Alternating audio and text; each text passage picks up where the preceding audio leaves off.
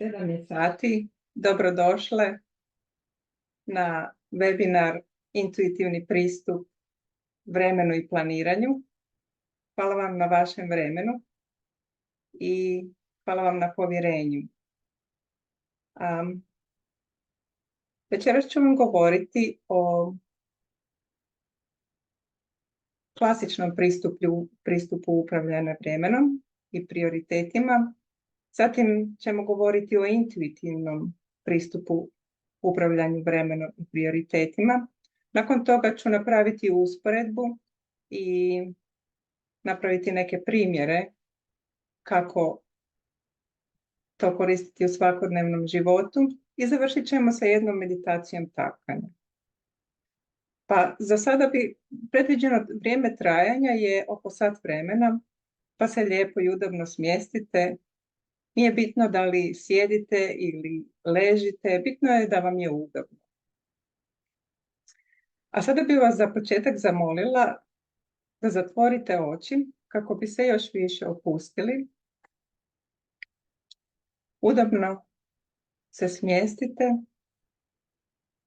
Udahnite čistu bijelu svjetlost u sve stanice vašeg tijela i sa izdahom izdahnite sve što vam sada u ovom trenutku više ne treba. I ponovite ovo još 2 puta i osjetite kako se potpuno opuštate.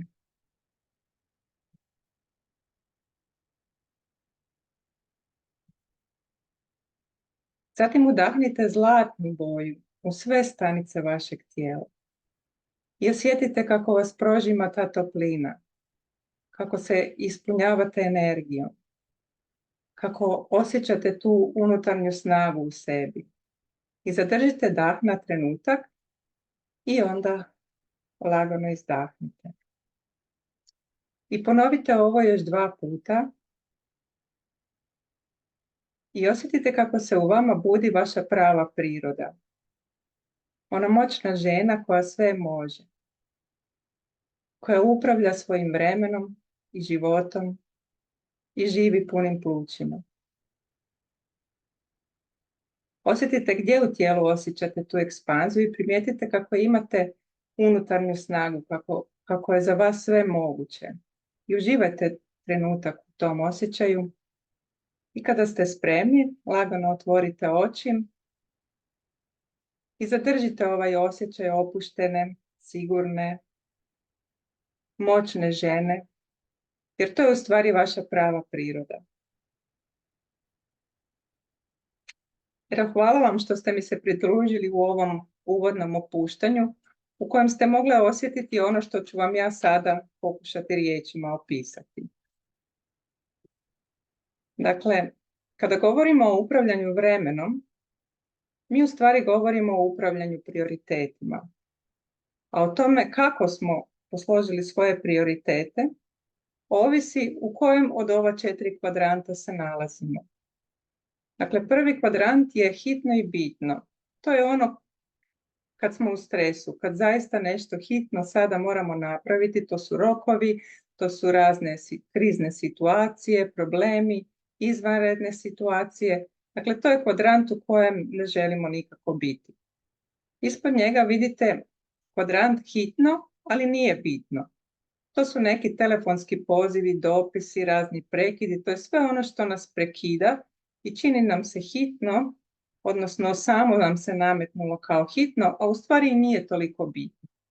I takve situacije želimo što više izbjeći u našem danu. Do njega je kvadrat nije bitno i nije hitno. To su razni mailovi, kava, nevažni razgovori, nevažni poslovi. Dakle, to je sve ono što možemo i ne moramo raditi, a najbolje bi bilo to nekome delegirati u stvari. I iznad njega imamo kvadrant bitno je, a nije hitno. To je odmor, planiranje, priprema, edukacija, sprečavanje kriznih situacija, razni sastanci. I to je taj kvadrant gdje se mi u stvari želimo nalaziti cijelo vrijeme. Jer bivanjem u ovom kvadrantu dobivamo vrijeme baviti se onim bitnim stvarima, ali na jedan smiren, način. I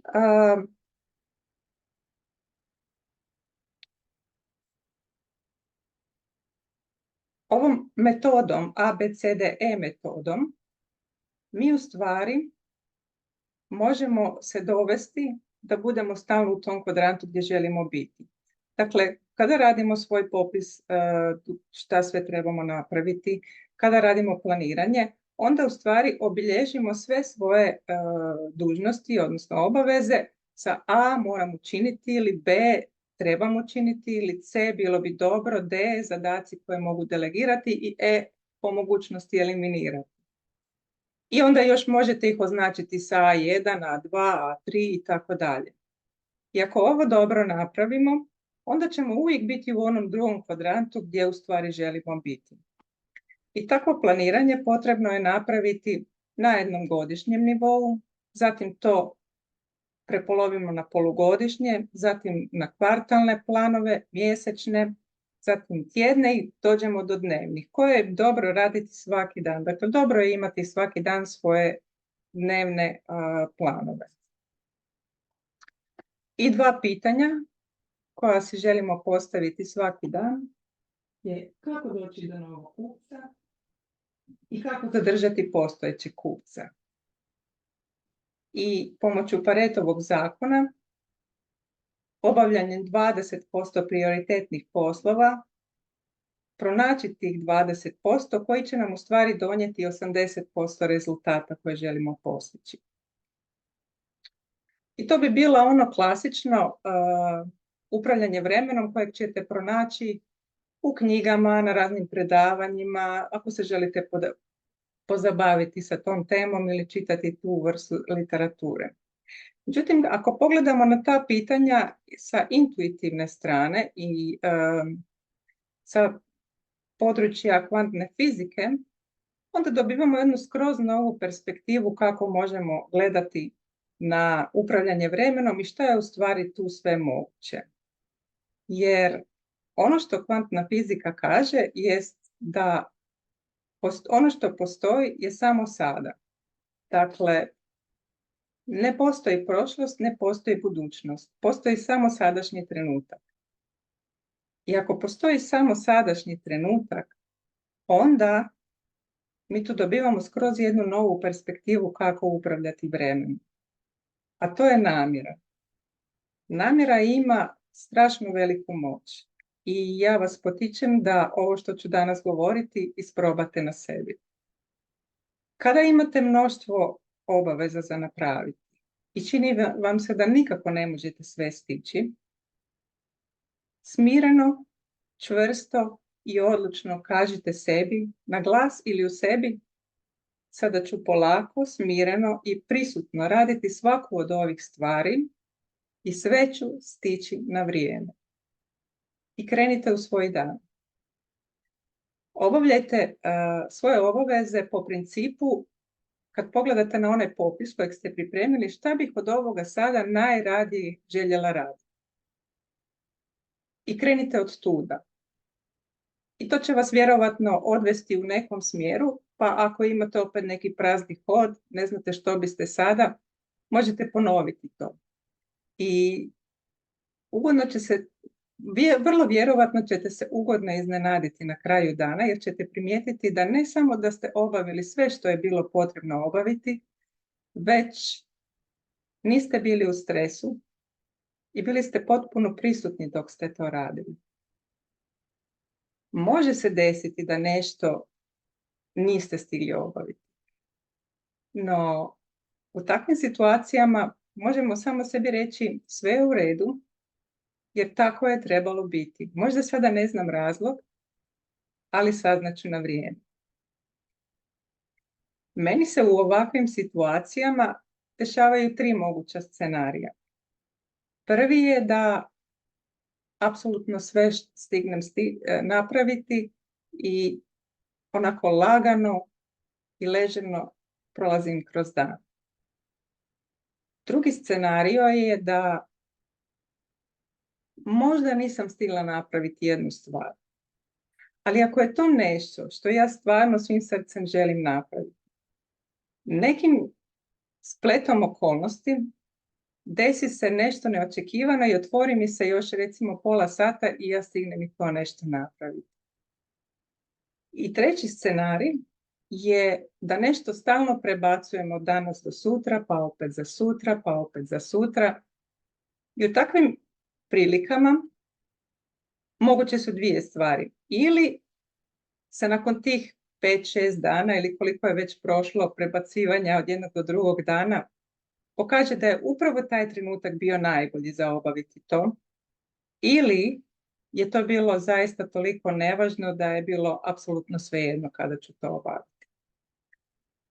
Jer kada smo u stresu zbog svojih obaveza, mi u stvari stalno živimo u jednom imaginarnom trenutku iz budućnosti, koji ne samo da se nije dogodio, nego se možda nikada neće ni dogoditi. I mi smo stalno u tom stresu, u anksioznosti, a kada u stvari se umirimo, kada zatvorimo oči, udahnemo, izdahnemo, kada osjetimo onu ljubav, onu svjetlost u sebi, ono istinsko pravo ja, onda u stvari vidimo da je sve u redu. Ne postoji ništa zbog čega bismo se trebali uzbuđivati i uznemiravati ili biti u stresu. I ako priznamo sebi da nismo najpametniji i da ne moramo sve kontrolirati, da je sve savršeno tako kako jest, ako osjetimo tu lakoću i ako uspijemo sa tom lakoćom ići kroz dan,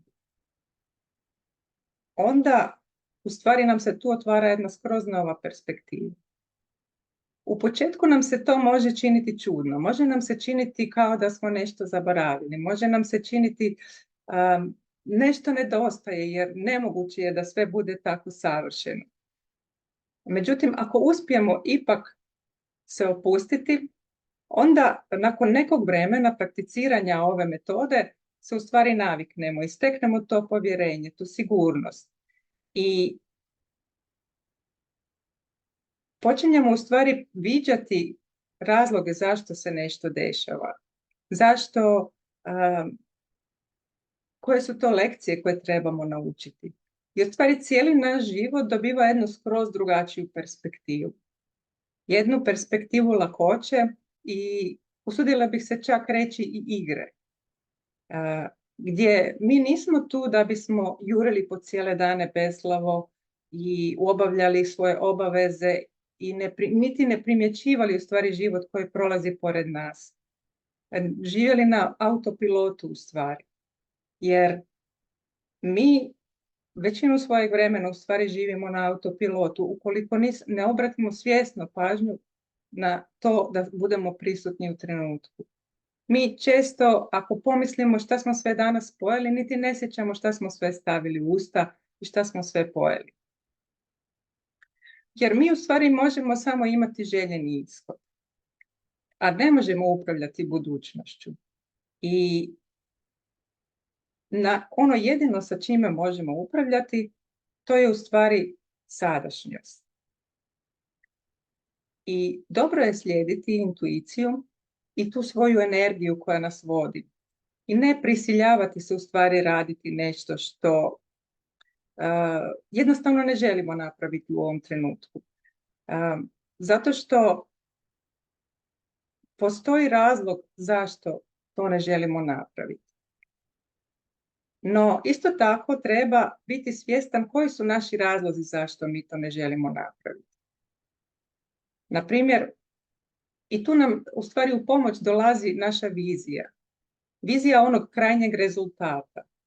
Na primjer, ja ne volim pospremati suđe i čistiti kuhinju, ali jako volim imati čistu i urednu kuhinju. I kad imate tu viziju, kad se nahranite tim krajnjim osjećajem, tim ispunjenjem koje ćete dobiti, onda odjedanputa vas ta vaša vizija krene vući. I onda dobijete inspiraciju i napravite to što trebate napraviti puno lakše. Dakle, to je ta razlika između motivacije i inspiracije. Jer motivacija, ona je trenutna i ona je prolazna. Ali inspiracija, ona je vječna. I ona, za razliku od motivacije, koja još uvijek radi na mišiće i na ono guranje, motivacija je ta koja nas vuče. Ona nam daje tu lakoću u stvari. Dakle, prije nego što krenemo u bilo kakvu od tih situacija koje nam se zaista ne daju napraviti i nisu nam baš toliko drage, treba se dobro nahraniti tom krajnjom vizijom, tim ženskim principom, tom ljepotom, da dobijemo u stvari duboko zaroniti u sebe i u to sve što ćemo dobiti kada napravimo sve te korake. Jer koraci do našeg cilja i ne moraju uvijek biti toliko zabavni. I ne samo to, nego ukoliko krenemo prerano, onda idemo čak iz krive energije. Jer onda ne idemo iz te energije lakoće, iz energije poleta, već idemo iz negativne energije koja vibrira na frekvenciji, koja onda privlači stvari koje vibriraju na sličnoj frekvenciji. Dakle, privlačimo na neki način neželjene situacije. I onda nam je to još i teže. Može čak postati izazovno. U stvari, u krajnjoj liniji možemo čak i odustati. A to je samo zato što se nismo dovoljno nahranili tom krajnjom vizijom, time što ćemo dobiti na kraju, kada sve bude obavljeno, i prije nego što smo dobili tu inspiraciju koja nas onda vuče ka tome što trebamo napraviti. I onda to sve skupa ide puno lakše. I sad neko može reći, pa ja u stvari niti ne želim imati čistu kuhinju, baš me briga za čistu kuhinju. I to je u redu. Jednostavno trebamo sebe prihvatiti takve kakve jesmo. Nisu svi rođeni za iste stvari. Možda ćete jednom u budućnosti promijeniti stav. Možda će vaša kuhinja onda postati čista. Kao što ni moja kuhinja nije uvijek bila čista. Ali sam, radeći na nekim naoko nevezanim stvarima, došla do toga da sada jest tako. No i ako to ne bude tako, možda vi sada, ili za to nije vrijeme, jer sada radite na nečem drugom, ili možda to u stvari uopće nije niti za vas. Kao na primjer, imam jednu kolegicu, ona u stvari ne zna niti kuhati. Do čišćenja kuhinje nije nikad niti stigla.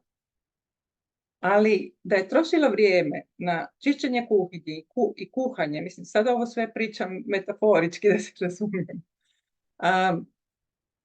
ona nikad ne bi napravila sve te lijepe i velike stvari sa kojima je pridonijela i poboljšala živote tolikih žena.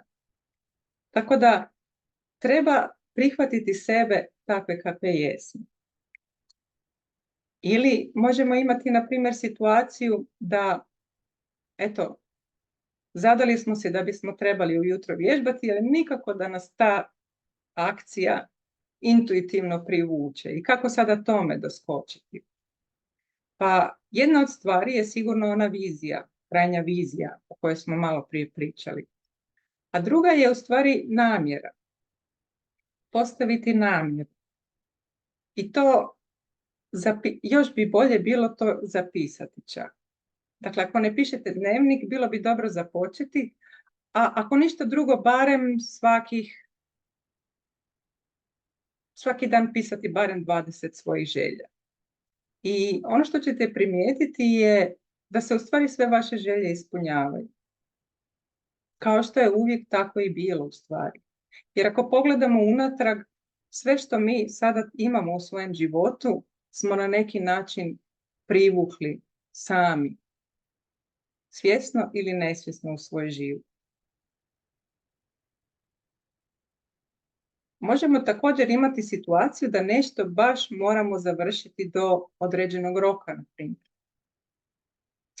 Tu također pomaže namjera koju si možemo ponoviti svaki puta kada pogledamo na onaj popis i jednostavno imati to povjerenje da će nas ta radnja privući u najboljem trenutku za nas.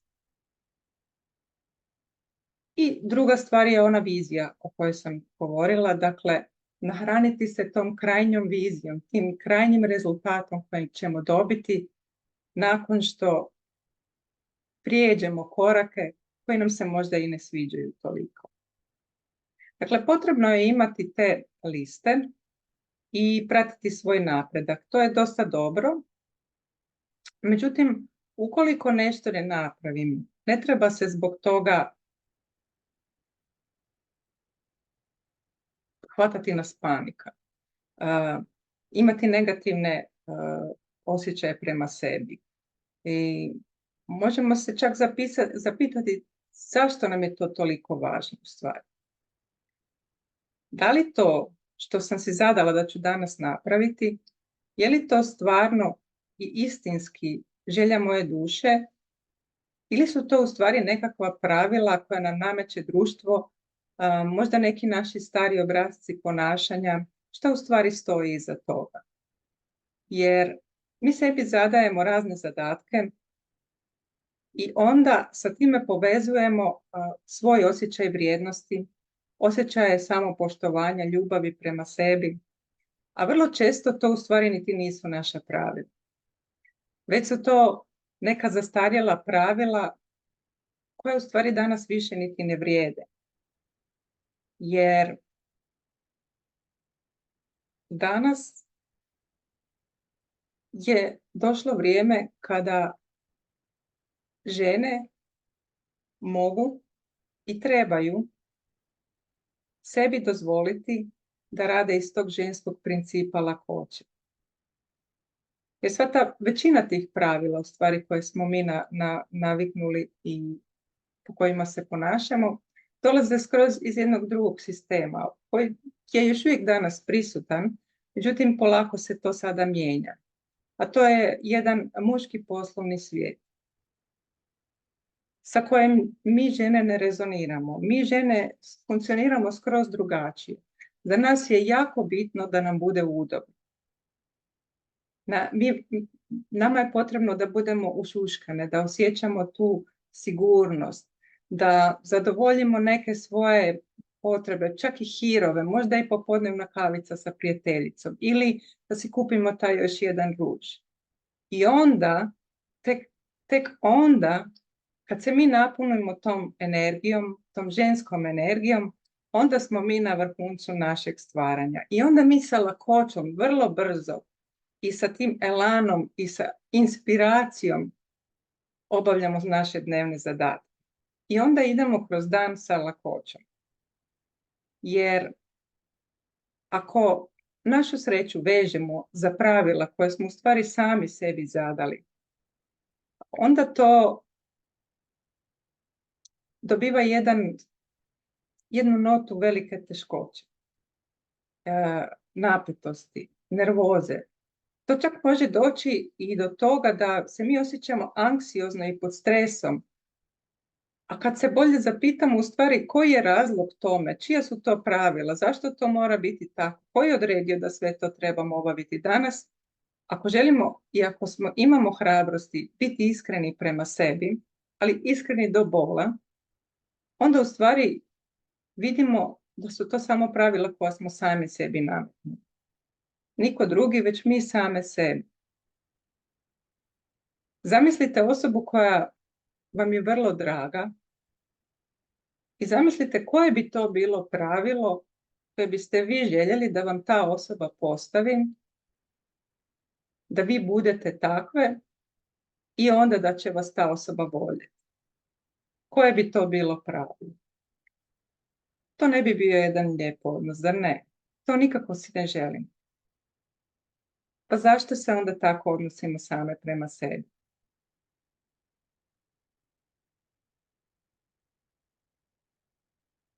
Osim toga, svako ima svoja pravila. Svako od nas ima svoju dušu. Svako od nas ima svoju svrhu. I treba živjeti u skladu sa tom svrhom. Jer tek tada smo sretni i tek tada smo zadovoljni i tek tada vibriramo na tim visokim frekvencijama. Te naše pozitivne emocije vibriraju na visokim frekvencijama i onda privlače u naš život te visokofrekventne situacije, pozitivne situacije. I to su oni dani kada vam sve ide lako. Sigurna sam da ste iskusili takve dane. A to nije zato što su se stvari savršeno, slučajno posložile ili zato što su ti odnosi dobri sami po sebi. Već je to zato što ste vi unijeli tu energiju u tu situaciju. Jer naša energija ide ispred nas i ona stvara za nas. Osim toga, ako ne slušamo svoju intuiciju, mi onda limitiramo mogući ishod kako neka situacija može se odigrati ili završiti. Jer kao što mi sami sebi smo centar svojeg svemira, tako su i drugi ljudi centar svojeg svemira. I svako ima svoju realnost. I da bi to sve savršeno funkcioniralo, svi ti ljudi, sve te situacije, naš mozak nema taj kapacitet smisliti šta i kada bi trebalo nešto napraviti. No naša intuicija jako dobro zna.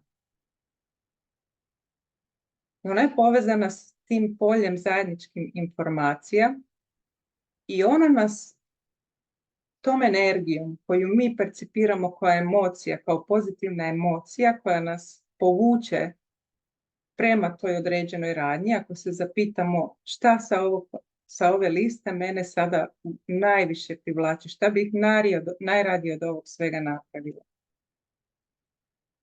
I to je taj način komunikacije kako svemir sa nama komunicira.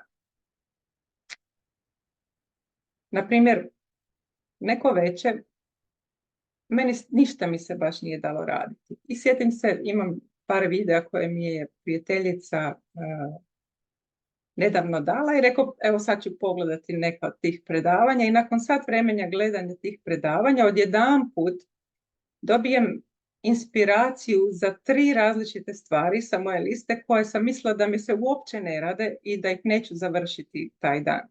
I onda sam ih završila sa takvom lakoćom i takvom brzinom i to mi je donijelo takav dobar osjećaj. I to je to. To je to kad prepustite intuiciji da vas vodi onoj radnji koja vas u tom trenutku najviše privlači. Jer ti videi su sadržavali nešto što je na svjesnom ili podsvjesnom nivou negdje kliknulo i inspiriralo mi je i dalo mi je ideju i dalo mi je način i energiju i polet da obavim stvari koje sam trebala obaviti. Mislila sam da neću, pa eto jesam ipak na kraju. Dakle, vrijeme i planiranje treba shvatiti kao naše zaštitnike. To je taj muški princip. Treba shvatiti kao nešto čemu se možemo vratiti kada smo nesigurni, kada mislimo, dakle, recimo da pratimo taj svoj popis intuitivno i onda u jednom trenutku se osjetimo da nismo sigurni, imamo osjećaj da možda ide nam prelako ili imamo osjećaj da nismo obavili ono što nam treba.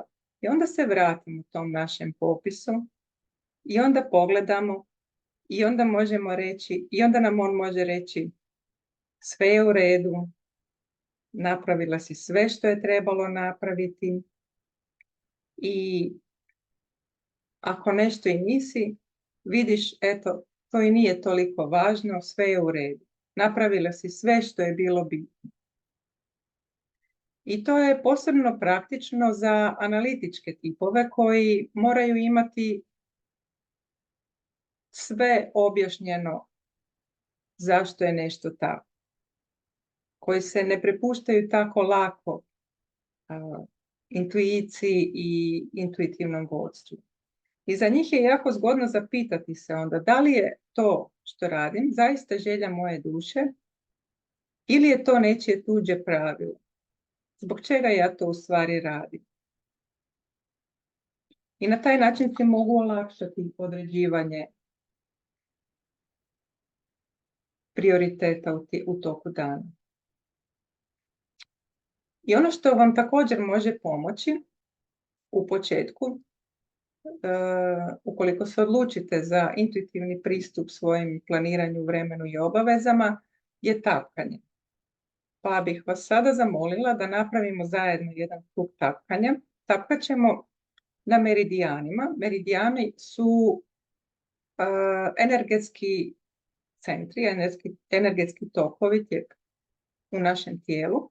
I onda tapkamo na onom dijelu gdje najlakše možemo doći do tog energetskog toka. A mi ćemo tapkati na 3 meridijana. Prvi meridijan koji se nalazi ovdje ispod ključne kosti. Zatim tapkat ćemo na timusu koji nam služi za prihvaćanje sebe, jer da bismo nešto mijenjali, vrlo je bitno da prihvatimo sebe i da prihvatimo situaciju u kojoj se nalazimo.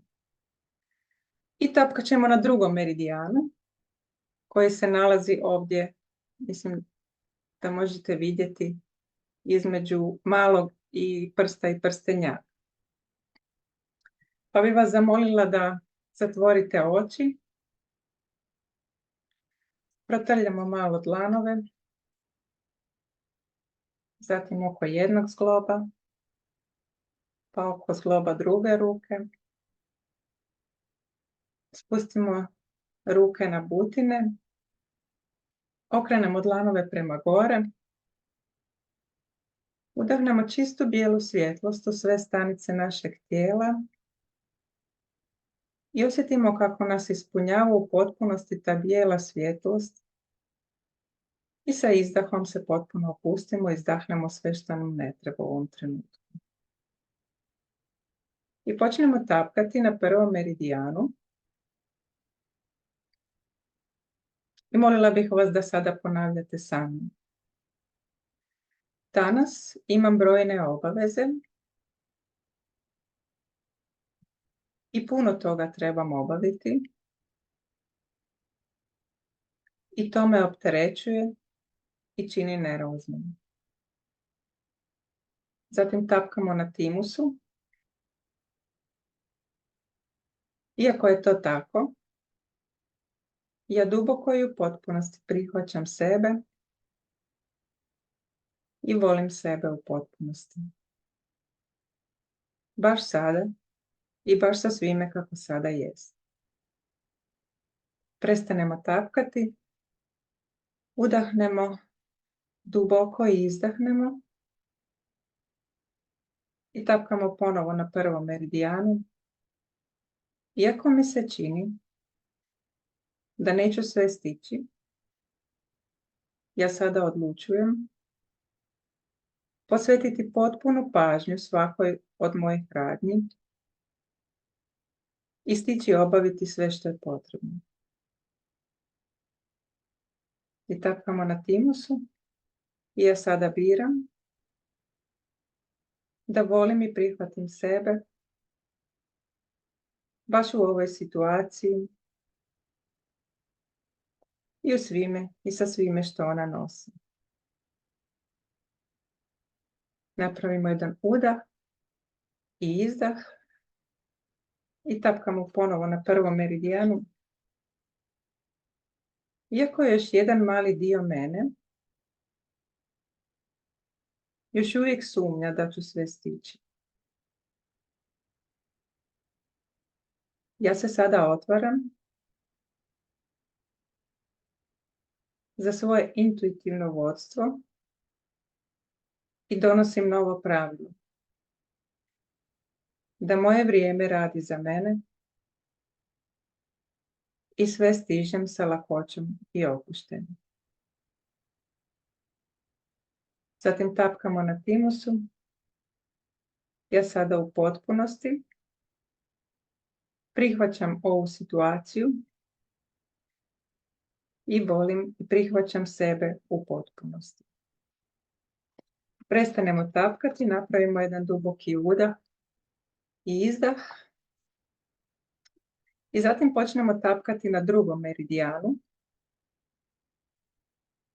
Moj dan je ispunjen opuštenošću i lakoćom.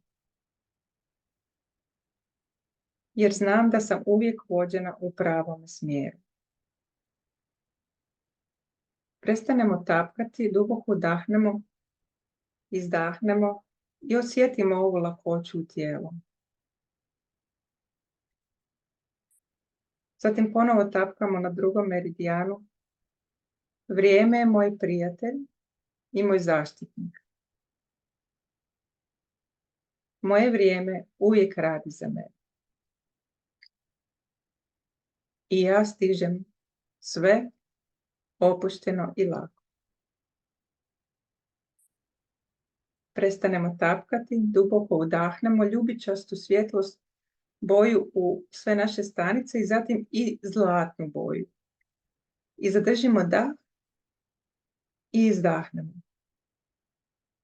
I onda još jednom udahnemo prvo ljubičastu, pa zatim i zlatnu boju u sve stanice našeg tijela. Zadržimo dah na trenutak, izdahnemo. I osjetimo to povjerenje i sigurnost i ponesite taj osjećaj u ostatak svojeg dana.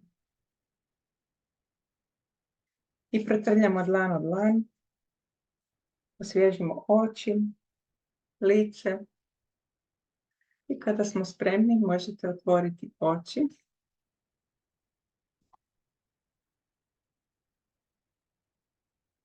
Evo stigli smo do kraja.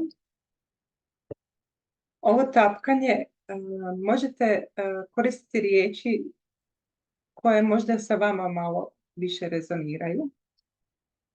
Jer jako je bitno da osjetite to što govorite za vrijeme tapkanja.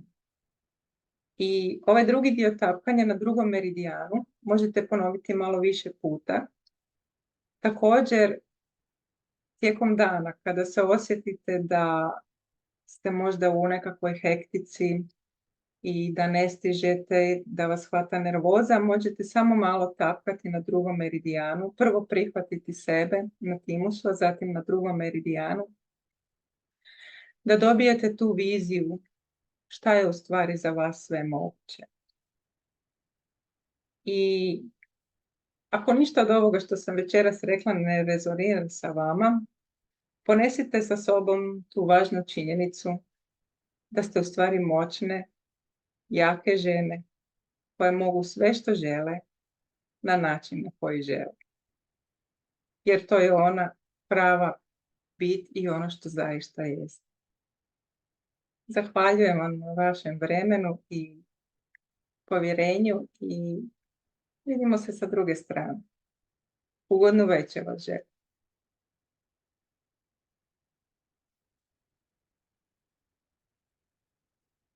Hvala Nives puno.